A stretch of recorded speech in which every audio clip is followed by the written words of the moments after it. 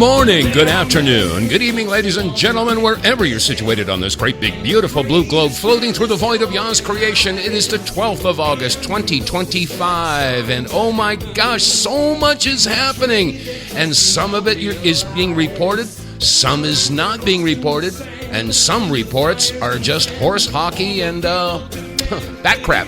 What can I say? You won't be trusted anymore. All right, welcome to the Taco Tuesday edition of the WTF Reports. I'm your host, Dave vonKleist. And man, there's just so much stuff going on. I mean, there's just the floodgates have opened, and there's a bunch of different topics I want to hit on today. And but before I get started, I want to remind you that this broadcast is live from 2 p.m. until 3 p.m. Eastern Standard Time, and that would equate to 11 a.m. to 12 p.m. Pacific Time. Do the math in between. So if you're listening live, you can call in. Yeah, we got a phone number, and that number is 215-867-8255. And but I do request that whatever you call in about, I ask that you stay on topic, okay? Or if there's something that's really pressing that's got to come out, yeah, you're welcome to do so with that too.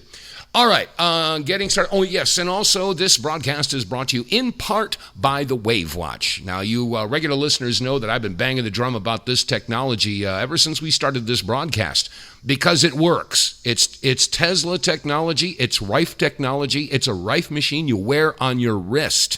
And if you haven't checked it out, please do so. Go to our website, TheWTFReports.com, and then click on the sponsors page, and you can find out all about the Wave Watch. Check it out. There's lots of videos out there on YouTube explaining the technology, and lots of people have given their testimonials about how and why this technology is so important. So check it out, the Wave Watch. You'll be glad that you did.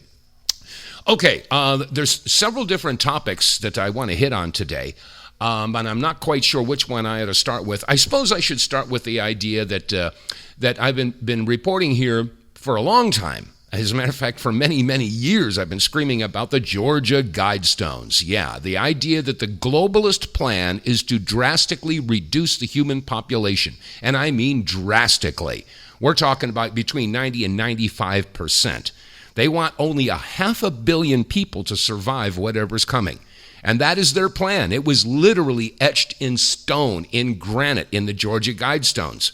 And if it's you judge people by their deeds and not their words, well, you got to look at what they've been doing. And why so many folks like myself are screaming about this. Right off the bat, I want to talk about Dr. Naomi Wolf. Now, she has been, well, there we go. I'm going to cue this up here. She has been screaming from the rooftops about these vaccines. Oh, can I say it? Oh, I'm sorry. I take that back. The hokey pokey thingy dingy. Okay, you can't say certain words in a free country with freedom of speech, right? But anyway, she's been screaming from the rooftops, as have many other physicians, about what the lipid particles have been doing to the reproductive systems. Okay? Now, what better way to lower the population than to sterilize everybody? Okay? And there's many different other approaches to reduce the population. There's war, and then there's, screw up the hormones so people are gay, then they don't have kids. Transgenderism. I mean, there's so many different ways that and then there's the psychological thing, because a lot of young people don't want to have kids today because they see how screwed up the world is. So their plans are really unfolding quite nicely for them. But anyway, here's Dr. Naomi Wolf, because she had gotten into those documents that Pfizer wanted to basically deep six for 75 years. And what she has overturned, and many other physicians, is absolutely terrifying. Listen to Dr. Naomi Wolf. Here she is. Trials, Pfizer warned men who were vaccinated not to have intercourse with childbearing age women, and if they did, to use 2 reliable forms of contraception. So to me, in the of the red flags of this whole disclosure, the fact that Pfizer to this day knows or suspects that there's something that could be potentially damaging in vaccinated men's semen, and they're not telling us, what they're looking for, what they're worried about, is just so criminal. But anyway, and they told women not to get pregnant, but 270 women got pregnant anyway. And Pfizer lost, which you're not supposed to do, it's illegal to do that, the records of 236 of those women. Gone. What? Yes. 34 of the records survive. Of those 34 records of pregnant women who brought the babies to term or not, over 80% of them lost the babies. And Pfizer knew that they were causing babies to die in utero. They knew it. And the last thing I'll say, and then I promise I'll pause, is that in the pregnancy and lactation report, which went right to the CDC, it went right to Dr. Walensky, who, by the way, resigned 3 days after we broke this story, interestingly. Wow. It showed that 2 babies in utero died, and Pfizer concluded in that report that it was due to, quote, maternal exposure to the vaccine, end quote. They also had a chart in that report showing another chart, Mengele chart, showing this many babies are vomiting because of nursing vaccinated moms, because the materials get into the breast milk, right? This many babies are in convulsions. This many babies have fever. So they're doing reports on, we're watching lactating mothers feed. Okay. Yeah, and you know, her research and what she's exposing here was backed up by a doctor, what was his name, Ern Burkholt. And I believe he was German or Austrian, but he was giving a presentation on the study that he was doing on the male reproductive systems of men who have been jabbed, shall we say, okay? And he found that those lipid particles are replacing the spermatozoa. Yeah. So, I mean, this is all according to their plan. And it wasn't just, the idea that they wanted to, screw up the reproductive systems to lower the population. No, that wasn't enough. So, remember we were talking about the protocol for folks that were admitted to a hospital. First of all, they have to test you, and they get shing money for the test. As long as they get a positive, shing, they get that. And if you get admitted to a hospital, shing, you get more money. Okay, and then once you put them on remdesivir, shing, they get more money. And then you put them on a respirator, and shing, they get even more money. Okay, now this was going on not just here in the United States, but in the United Kingdom as well. And now I don't know the name of this particular health provider, but she was spilling the beans as well. Listen to this little testimony. These people were going into hospital. They had not taken the COVID-19 shot. And this is really important, because every single person that sat on that bus or virtual story, I asked them the question, first of all, did you take the COVID-19 shot? No, they did not. And it was becoming increasingly clear that the unvaccinated, as they're called, were being targeted and they were being killed. And the people who were speaking to me used the word murder. It seems to me, Mike, that you came into hospital, and the first question they asked, did you take the shot? And if they said, yes, they did take the shot, they went and got different treatments. The ones who did not take the shot, unvaccinated, were straight into remdesivir, ventilation, fentanyl, a cocktail of drugs, and killed on those ventilators over and over again. Okay, that's a very strong accusation, but let me add to it that I've interviewed other guest lawyers who have pointed out that the hospitals were financially incentivized to produce COVID-related deaths, because some of them received, in California, as much as about $500,000 per death if someone was diagnosed with COVID beforehand. Do you think that kind of financial incentive played a role in this flow chart that you're describing right now? 100%. And we have coders and whistleblowers, people working inside the hospital, telling us that they were just jabbing people for this COVID test. And they would keep going over and over again until they got a positive. The minute they got a positive, tick that box, that's some money. On to the next thing, remdesivir. Big tick for that. And they were showing us on the death medical records how much they were getting paid for every single drug and cocktail and equipment that was used on them. And it was $500,000 plus per person. Big money. And as one person told me, my daughter was worth more dead than alive, and they took her. Wow. Now, I can't remember the interviewer's name. It's on the tip of my tongue. I hate that. A senior moment. From Brighteon.com. Can't remember his name. But anyway, this is just another example of how the globalist plan is to drastically reduce the population. And if you look at who's behind it, okay, well, you heard Naomi Wolf talking about Pfizer. Who's in charge of Pfizer? Albert Bourla, okay? And what ethnicity do you think he is? Oh, I shouldn't bring that up, that star of Remfan. Oh, I shouldn't say that either. Anyway, so the point is that, there is a plan to drastically reduce the population and do so by any and all means necessary. We've got to be aware of this because that is their underlying goal. That is what they're doing. All right, so I just wanted to throw that out there because this is just, it's just indicative of what the globalist plans are, and we have to be aware of that.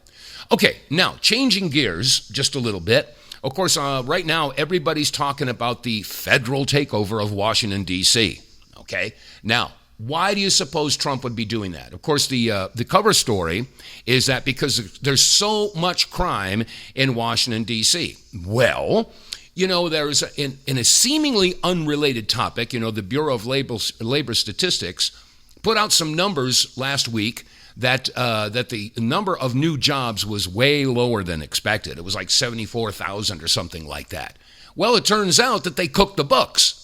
Yeah, it wasn't 74,000. It was more like 170. I don't have the numbers in front of me, 150,000 or something like that. But the point is that, the figures never lie, but liars do the figures. That's exactly what was going on with the Bureau of Labor Statistics. Well, it seems the same methodology has been going on in Washington, D.C. Yeah, they said that actually, the crime rate actually went down last year. So this whole thing that Trump is doing and who wants to come and take over because of the crime in Washington, D.C., it's all a fabrication because the crime is down. Well, guess what, folks? They cooked those books as well. Yes, the crime is actually way up.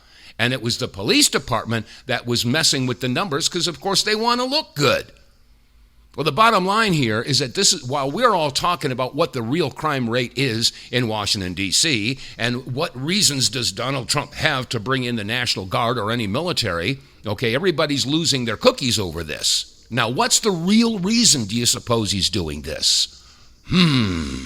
Well, as it turns out, I tell you what, I'm going to let Mayor Bowser, Mayor Bowser of Washington, D.C., she made a statement at the press conference yesterday, I think it was.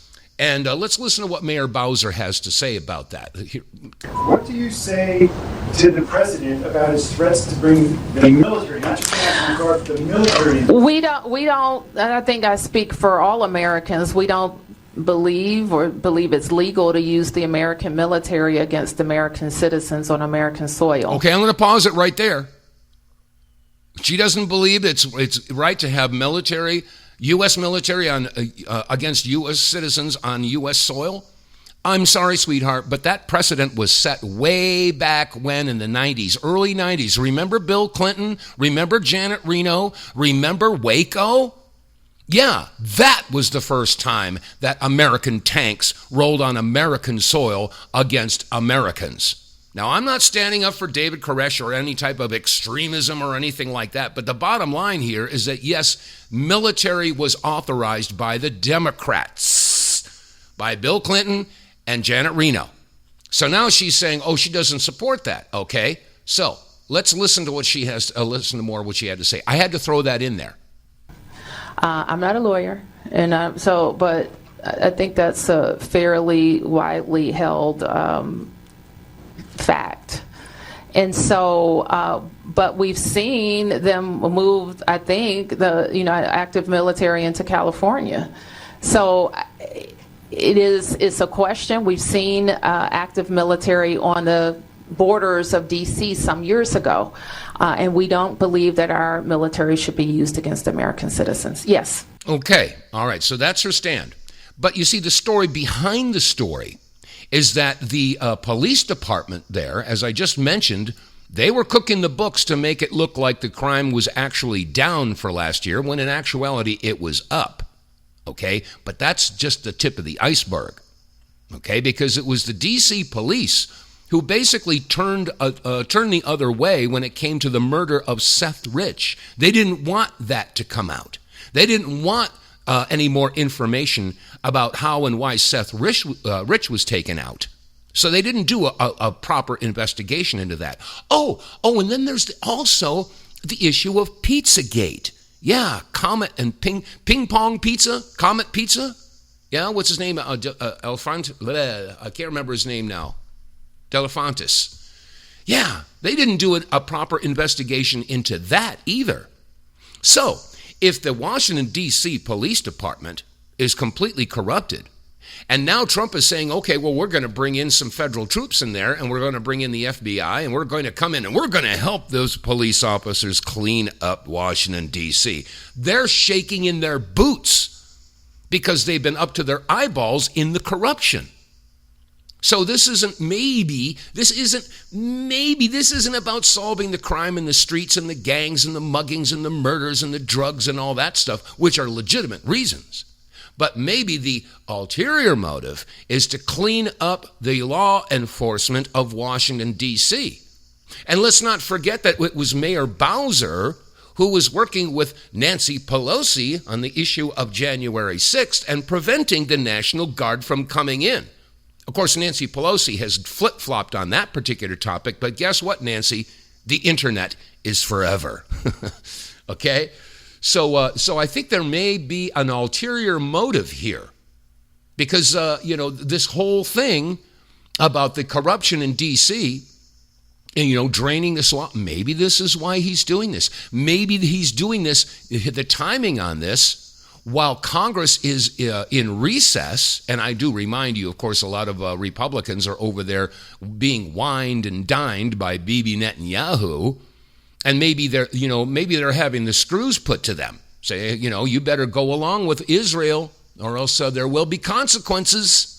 Of course, they wouldn't really do that. No, they would never utilize any type of nefarious influence to force members of Congress to do one thing or another. No, they would never do that. Bribery, coercion, blackmail. AIPAC, yeah. Okay, well, we can get to that in a little bit, too. But, so the Republicans are over there, and when they come back, there's a whole bunch of Democrats are going to be sent over there to Israel to go through the same process. So, like I said, maybe this whole move by Trump, this could be a 5D chess move. Speaking of 5D chess moves, in a seemingly unrelated topic, we know what's going on down there in Texas. Okay, the Democrats they have left the state because they don't want the redistricting to be happening. Okay. Now, this redistricting about the congressional districts, this is really interesting because over the past 4 years, all these illegal immigrants have been coming in, and they're not going to Republican cities. No. They're going into the Democrat areas because they're the ones that are welcoming these illegals in with open arms. So it increases the population in these democratically held areas. And when you increase the population, according to the U.S. Census, districts are determined by how many people are in those districts. So if you increase the population in those districts, they get another congressional seat. That's how Jasmine Crockett got in there. Okay? So if Trump is now deporting all these illegal immigrants, the numbers in those districts are decreasing. And the more you decrease those numbers in those districts, the fewer congressional seats they will have. So if Trump continues to deport all these illegal immigrants, and I hope that he does, then what's going to happen is that they're going to end up having fewer congressional seats in those democratically held areas. Another 5D chess move, wouldn't you think? So this is what's all going on, and I don't hear too many people talking about that. But it makes perfect sense. As a matter of fact, there was a guy, I'm trying to see if I can find it here. There was a guy that gave a really good explanation of how this redistricting goes. And, okay, let me see. I think this is it. Yeah, give a listen to this guy. This is posted, posted by Rojas. And anyway, let's see here. This had to do with the census and the redistricting. Listen to this explanation. This is really good. Holy shit. Donald Trump just dropped a bombshell. If you think the Democrats were pissed over the redistricting of Texas, just wait until they start to find out about this. At 4 a.m. this morning, Donald Trump posted on Truth Social. His post said that they are currently working on redoing the United States Census. Okay, I'm going to pause it right there. I did not go through and edit this to take out any shall we say, expletive deleted, so I hope there are no more. And under new rules, illegal immigrants will not be counted in that census. This means that Democrats could potentially lose up to 30 seats. And here's why. For those of you that don't know how it works, I'm going to break it down as quick as I can, while at the same time keeping it extremely simple. You know that census letter you got in the mail? You probably threw it away. It asks you how many people are in your household. When you fill that out, they use that data to determine how many people live in each area. And then each area gets a certain number of Congress people. The more people that live in an area, the more congressional seats there are. So when the Democrats rushed all these illegal immigrants to their sanctuary cities, they increased the number of people that live there, increasing their number of seats. But if all the illegal immigrants were removed, then the number of people that live there would massively decrease, decreasing their number of seats. Each one of these areas is known as a district, and obviously some districts have way more people than other districts. For example, districts that have cities within them have way more people than districts out in the farmlands. Gerrymandering is when you take a district that already exists and you redraw the line so that it includes another city, increasing the number of seats in that district. Places like Massachusetts have already redistricted in favor of the Democrats to the point where there are no Republican seats. But in Texas, if the Republicans were to redistrict, they could eliminate 5 Democrat seats. That's why the Texas Democrats are fighting back and hiding in Illinois as we speak. But if Donald Trump were to eliminate all illegal immigrants from the census, gerrymandering wouldn't be needed for Democrats to lose those seats. But based on the data, the Democrats have actually gained about 30 seats for packing illegal immigrants into their Democrat districts and then doing a census right after. I'll keep you guys updated as we know more. Make sure you drop that follow because shit's getting good. Yeah, you see how that's working out? That's pretty cool. That is, using their own methodology against them. Because they figured, if we can open up the borders under the Biden-Harris administration, flood all of these districts with illegal immigrants that are, of course, going to go to the Democratic areas. Okay? Of course they are. And they increase their numbers. So you just heard a good explanation. So we're going to see how this is going to play out. No wonder these Democrats are shaking in their boots right now. And I don't even like to call them Democrats anymore. They're progressive socialist communists. And they're doing everything that they can to maintain or to obtain power, maintain it, and basically turn this country into a one-party political system. Anyway, okay. In other news, the censorship is happening all over the world. They don't want you talking about some of this stuff. They don't want you talking anything negative about Israel. No. And across the pond, they have been absolutely brutal with cracking down on any conversation that is critical of Israel.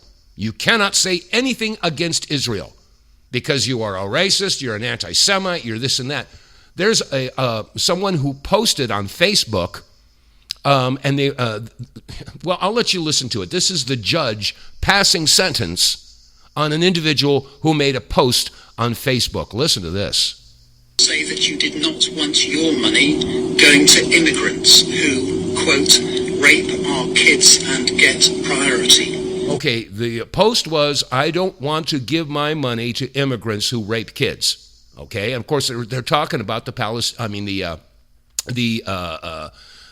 Muslims who have been to England, and they're pushing for Sharia law. And yes, they have their prayers 5 times a day. They shut down London with their prayer mats, and their prayers are out through loudspeakers, and that's okay. Okay, and this particular culture is completely opposite of British culture. And yes, they do believe that it's okay to rape little girls. So, okay, we got a caller there. Okay, I'll tell you what. Let's go to the caller here. We'll get back to this particular British judge passing sentence on somebody who basically had the audacity to say, I don't want my money to go to these illegal immigrants. So, okay, we got a caller there. Who do we have, and where are you calling from? Okay, this is Melissa in Maryland. Okay, what you got, Melissa? Okay, great. I'm glad you can handle it. And Okay. just a message to all of your listeners. Okay, can you get closer? Can you get closer to your microphone? I'm having a hard time hearing you. I'll try to do that. Okay, I'm happy with my dilapidated phone, so There I'll you try go. to do that. That sounds a lot better. Thank you. Go ahead. Great. Okay, I just have a message to your listeners, and then I'll get to my comment. Okay. They should not be hesitant to call in because you don't have the goal to keep somebody on hold for a half an hour like terrestrial radio does. So your listeners should not be hesitant to call in if they've got something to say. But anyway, okay, my comment is, and you know enough about this so that I don't have to spend 15 minutes, going into it. But you know the Federalist Papers, and there's however many Federalist Papers there are. Mm-hmm. But if I'm not mistaken, a Congress district, a U.S. House district, is anywhere between 600,000 and 700,000.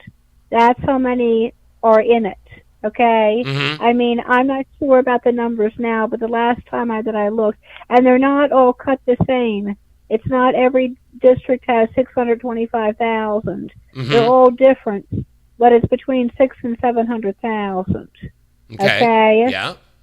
So the comment is, yes, those are enormous districts. Those are huge districts. Those are bulging districts. And it's a fair question to ask. How can somebody manage such a large district? Okay, how can somebody keep their head on straight and represent the district?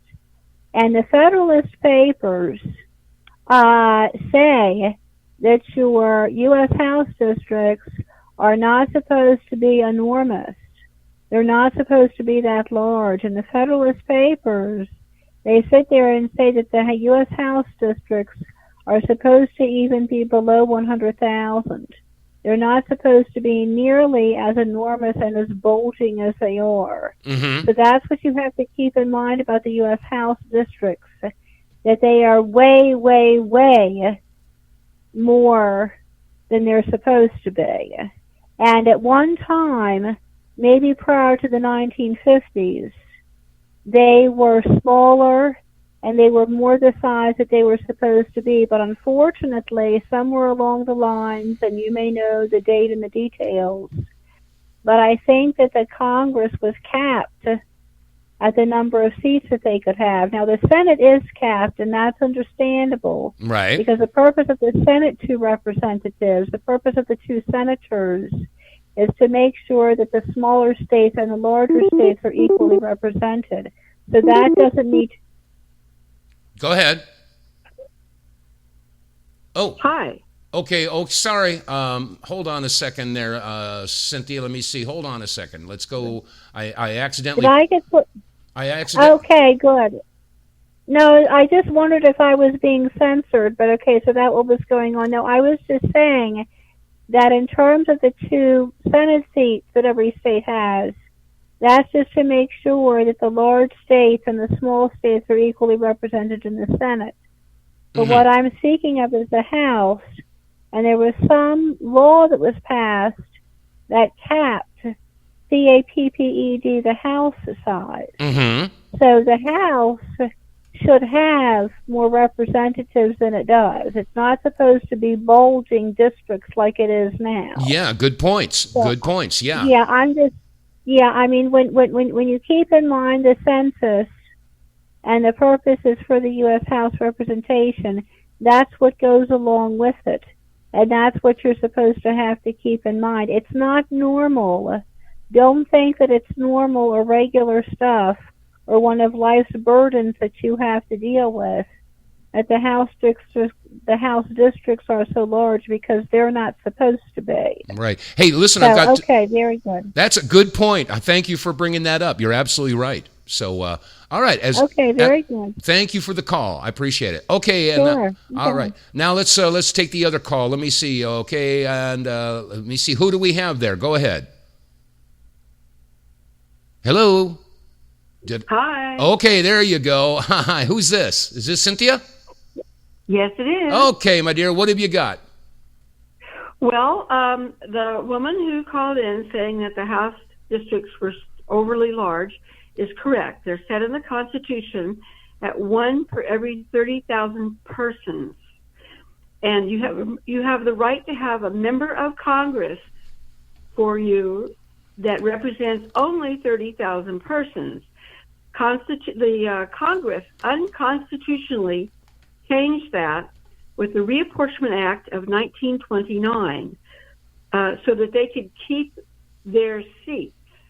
Mm-hmm. This was a power grab by the members of Congress who were then in Congress, because that would increase their power as the number of people they represented increased. But that didn't mean that you get actual representation. The individual who called in is wrong when she quotes the Federalist Papers, because the Federalist Papers were actually editorials written for newspapers, funded by monarchists and international bankers, and they were compiled and they were spread around because they had the money to do that. The actual founding documents are the ratification debates, which were not spread around and were closely held, and were not even taught in the schools of law. So those are now available at my friend GR's reclaimingtherepublic.org, mm-hmm. but it's also supposedly available at the University of Wisconsin, although I had a little trouble locating them the last time I tried to look. I've been meaning to call GR about that. Those ratification debates are where they debated it, and the county representatives voted up or down on it. Mike Gaddy has done some exposés on that issue. Mm-hmm. Those are worth looking at, his exposés, in that at least one of the ratification debates was marred by violence against people who were intending to vote against it. Mm-hmm. And Rhode Island voted it down in a democratically election held across the state. And instead, some of the connected elders decided that they were going to okay it anyway. So that was not exactly an appropriate response, but that's what happened. So, but I'm encouraging every conservative radio host out there willing to honor the Constitution and sign that oath of office that you will defend the Constitution to run for office. Because if you look at what you're allowed to do as a federal member of Congress, it really isn't a large number of things. They're voting left and right and spending money they're not supposed to be spending, mm-hmm. federal overreach. And so you could actually have your radio show and still participate in Congress.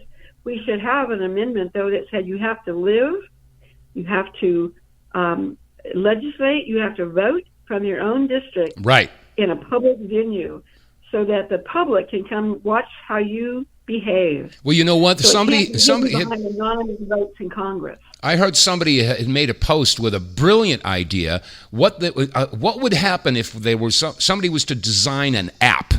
Okay, and this app would basically be plugged into your local government, so you would see whatever bill is going to be put forth on the floor and voted on a particular day. And not only that, but it would tell you what the bill is and who brought the bill to the table.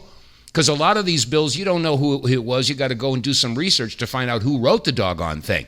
So I think that would be a great idea, to have an app so that you could find out exactly what's going on a daily basis in your local government. I think that would be a great idea.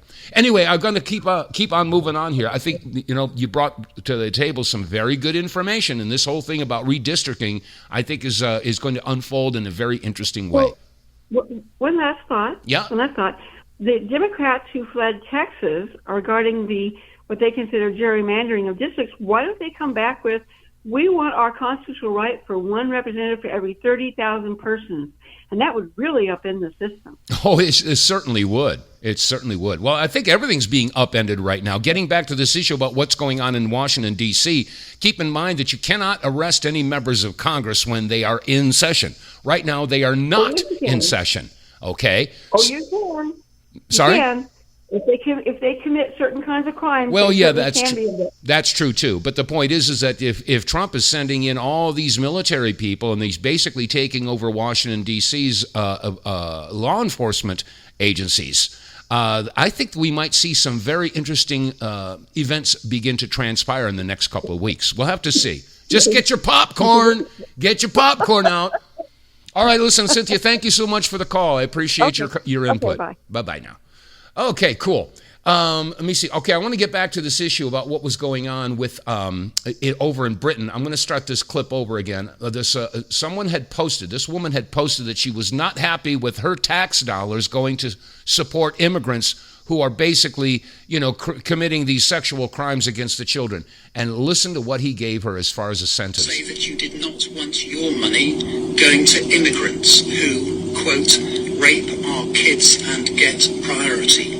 Yes, well, the immigrants have been getting priority, and yes, they have been raping the children. End quote. This offence is so serious that an immediate custodial sentence is unavoidable. Why is this an offense to begin with? Freedom of speech is gone over there in the United Kingdom, and we're losing it here in the United States. Would you stand, please? The sentence that I pass has been reduced by 1/3 to reflect your guilty plea. The sentence is one of 20 months imprisonment.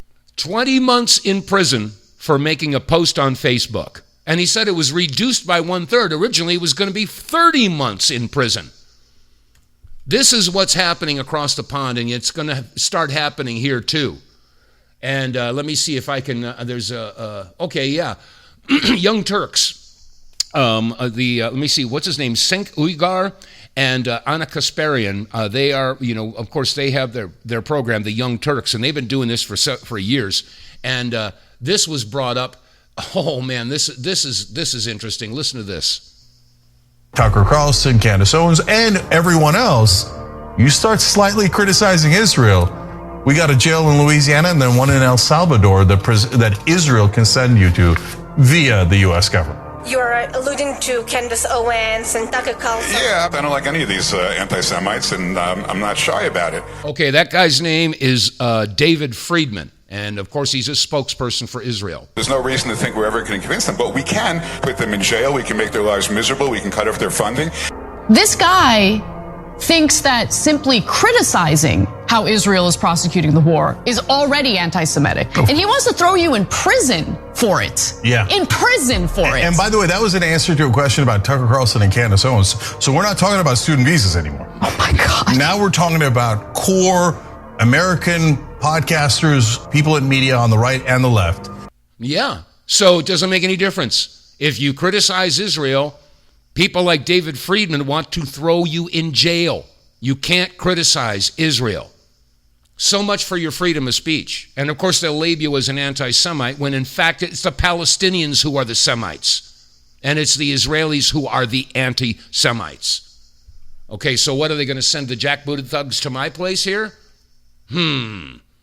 So, you can't say anything at all about that. But, this whole thing about Hamas and about, the Palestinians, and they're all terrorists. This has all been going on for years and years and years. As a matter of fact, let's turn the clock back to 2009. On MSNBC, Pat Buchanan was having a discussion with another individual, and I don't know who the other individual was.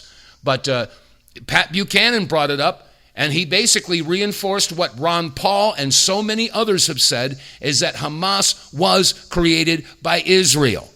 Yes. And we've also got, and I played this several times, former Israeli officials. Let me see, Prime Minister Ehud Barak, former Shin Bet official Ami Ayalan, and also former IDF commander Yehuda Shaul. They all said the same doggone thing. Anyway, here's Pat Buchanan back in 2009. In Gaza, which in my judgment is an Israeli concentration camp where 1.5 million people are locked up, cannot come out or go in. They've been controlling food, electricity, fuel, and the innocent people in Gaza are the ones suffering. Concentration camp, Pat, doesn't that diminish the significance of the real concentration camps? No, I'm not talking about a death camp. I'm talking about what the British had in concentration camps in South Africa, and what the Spanish had in Cuba, and what others have had, where they bring all these people, lock them in there, and treat them with great cruelty, and a humanitarian disaster, despite what Zippy Livni says. All Hamas would have to do is say, no more missiles starting tomorrow, we understand. And by the way, we accept Israel as a state, as a neighbor. We just want to negotiate the borders. Now, Hamas cannot do that because of its religious conviction that infidels may not, anywhere in the Middle East, be in power. Cannot do it. The best thing, all right, I don't want to go too long. But what I'm saying is it's not a concentration camp. They could walk out of it tomorrow. They could walk to Egypt, by the way. Anybody they want to do, and they could have peace if they just stop the missile attacks. They haven't yet. You know, that makes you wonder. That makes you wonder why the Israelis had a hand in creating Hamas. Whoa, there it is. To split Fatah. Now, He had a we're not hand going in to get creating what happened in exactly. Afghanistan. All right, let's go. All right, he says stop the missile firing and work for peace with Israel, and you get your own state. Why don't they have a state on the West Bank then? They have done that, and the Israelis continue to steal their land. They build outposts and settlements. Jerusalem, that's why. There's some issues that are resolved. Let me mention. Hold it. Let me talk here a second. And they have, of course, they have not agreed to have the Palestinians have their own capital in Jerusalem. The point is, why haven't they given back the Golan Heights? It's been peace on the Golan Heights since 1973. Because there's no peace process you can have with Hamas if you understand Hamas, and I can't believe you don't understand Hamas's ideology. Well, let me tell you. I tell you how you create people for Hamas. You kill 675 people, you wound and injure 3,000. What do you think the brothers and sisters, those 5 little girls that died, what are they going to be when they grow up? What are these people under this, treated like this? You know. Look, why do you think the Palestinians... You know and I know that Hamas's doctrine, I can talk about it right here, I know their is to doctrine. hide in schools, in mosques, to hide among the civilians and use civilians for shields. And you know it is a war crime to use civilians for shields. Okay, I'm going to pause that right now because, as I mentioned just a couple seconds ago, former Israeli officials have been explaining that Israel has been funding Hamas for a long time. As a matter of fact, Bibi Netanyahu back in 2019 is on the record for saying in order to secure a Palestinian state, in other words, to take it over, in order for us to secure the Palestinian state, I quote, we must support Hamas, we must fund Hamas. And those former Israeli officials confirmed that by explaining that Israel has been sending millions of dollars to Qatar, and then Qatar bounces that back and supports Hamas. So this has been going on for years and years and years and years. So don't say this October 7th, yeah, Hamas attacked Israel. That was a bunch of horse hockey too. That was the Hannibal directive being executed. Anyway, let's finish up with this. We should be criticizing those war crimes on the part of Hamas. Look, Hamas, any war crimes, I criticize their attacks with those rockets, stupid and cruel. But you sit here and tell me that the Israeli people or the Israeli nation have treated the Palestinian people with any kind of justice. Those towns hit by the rockets are former Palestinian towns. Well, Ashkelon, Ashdod, well, speaking of justice, the issue we're getting into tomorrow is sort of the justice of the criticism of Israel, which to me seems like a complete double standard with the way we treat a lot of countries around the world, and that's a separate issue, and we'll get into that tomorrow. Yeah, good criticism of Israel. And you know what? There are times that Hamas has approached Netanyahu numerous times with a peace deal, and Netanyahu has turned it down. But then again, this is all a play. This is all being played out. Listen to this one. Do you know that 400 Palestinian children are taken hostages by Israel in the West Bank? Do you know that 3,650 Palestinian prisoners are kept in Israeli jail without trial, without charges, and they are kept under the so-called administrative detention? Okay, I'm going to pause that right now. There's a difference. Now tell me what the difference is. What's the difference between a hostage and a prisoner? Now that Israel's been screaming about the 50 hostages being held by Hamas in Gaza. However, there's like 4,500, quote-unquote, prisoners. Lots of them are kids. No charges, no trial, no nothing. They just grab them and throw them in prison. But that's okay, because that's Israel. They are also captives. If Hamas now releases all the prisoners, all Netanyahu will do is to continue the war, because he says, even if I get the Israeli captives, I will continue the war to destroy Hamas. He will continue till he evict everybody to the south of Gaza, to the concentration camp, and then he will conduct ethnic cleansing. About Hamas governance, we got from them, I personally negotiated with 14 other Palestinian parties. In Beijing, more than a year ago, Hamas told us they are ready not to be in the government. They are ready not to be the government of Gaza. They repeat that all the time.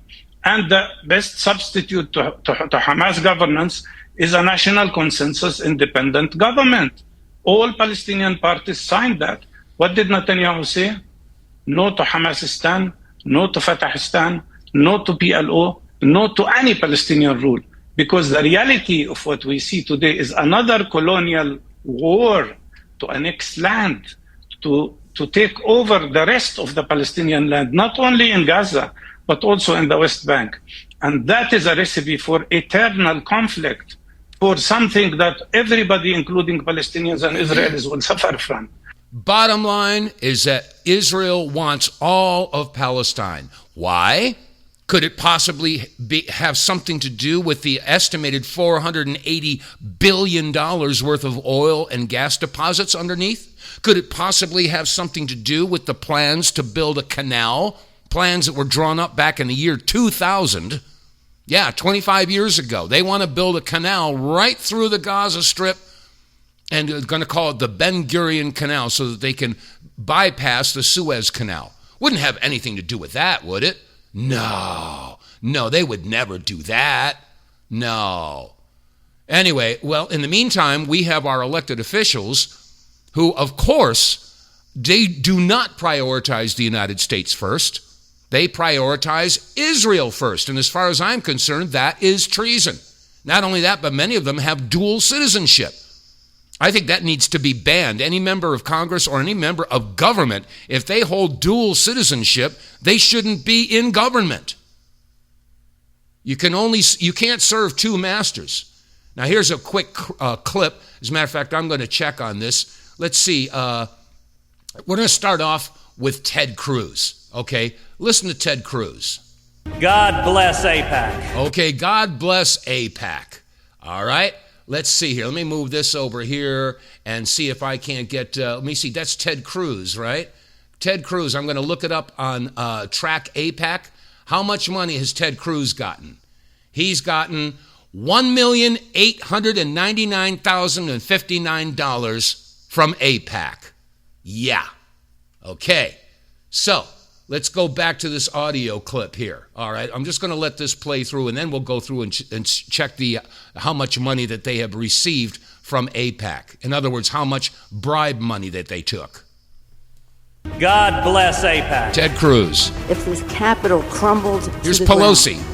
The one thing that would remain is our commitment to our aid, our cooperation with Israel. As long as I have the opportunity to serve in Jeffries. Congress, I'm going to make sure that that aid continues in a strongly robust fashion, no conditions. For as long as I live, Schumer. For as long as I have the privilege of serving in the Senate from New York, I will unflinchingly, unstintingly, and with all of my strength be Shomer Yisrael, a guardian of Israel.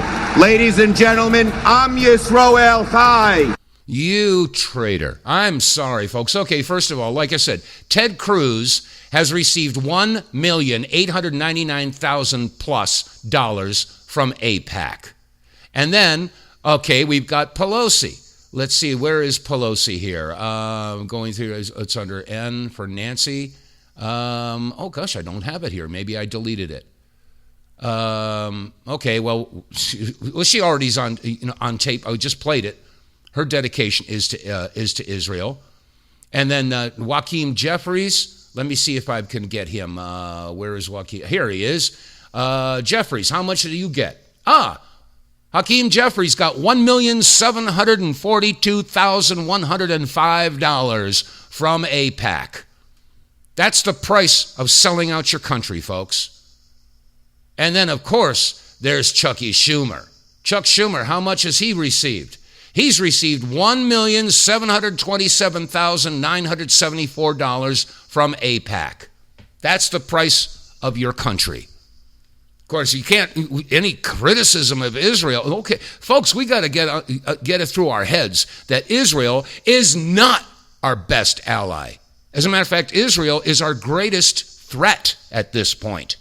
And again, I point out that here in the United States, only 3% of the U.S. population is, shall we say, underneath that star of, well, I call it the star of Remphan. You can look that up in the Bible, because there is no star of David. David didn't have a star. Remphan did, otherwise known as Moloch. So who do they serve? Do your own research, folks. So the bottom line is, like I said, you cannot serve two masters, and that's what we're looking at right now.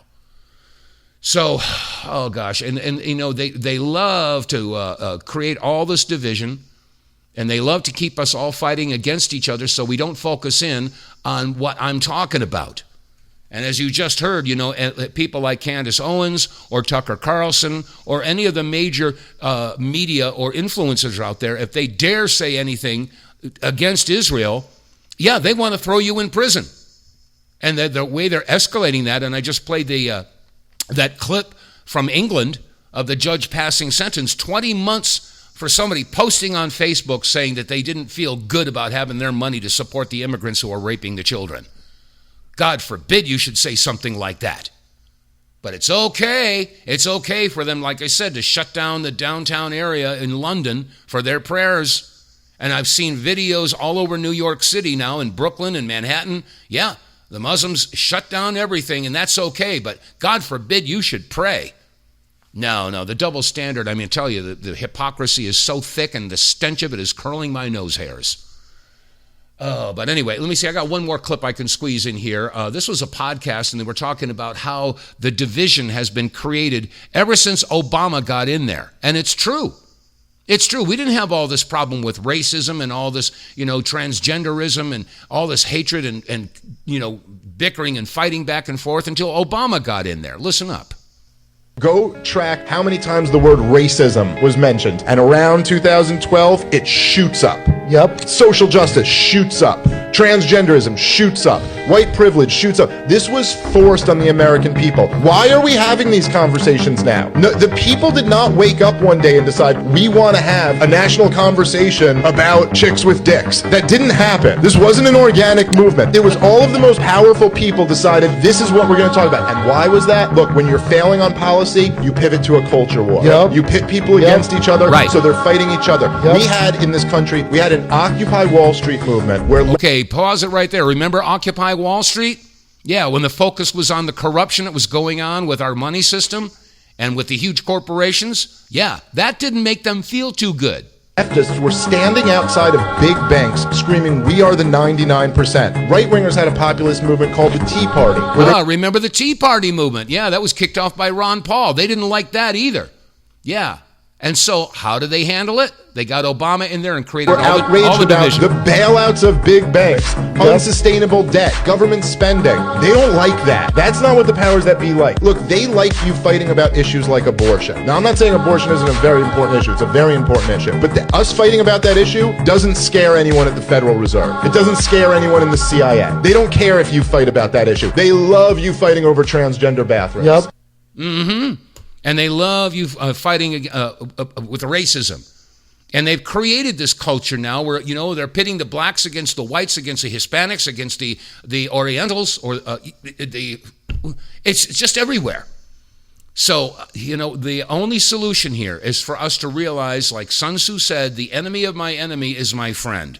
So we as whites, blacks, as Christians, and real Jews, I mean, we have all got to band together and understand that, yes, the enemy of my enemy is my friend. So reach out and stop the division.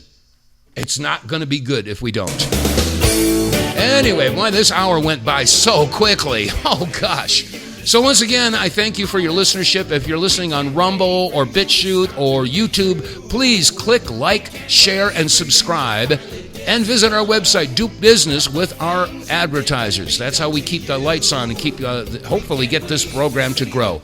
And tell your friends and family about this. So, anyway, that said, that's going to wrap it up for our Taco Tuesday edition of the WTF Reports. I'll be back again tomorrow, same time, same place. I thank you for your listenership. God bless you all. Stay safe and stay free. I will see you tomorrow. God bless you all. Unite. Watch the roaches take flight as you turn on the light. You won't be trusted. No, you you won't.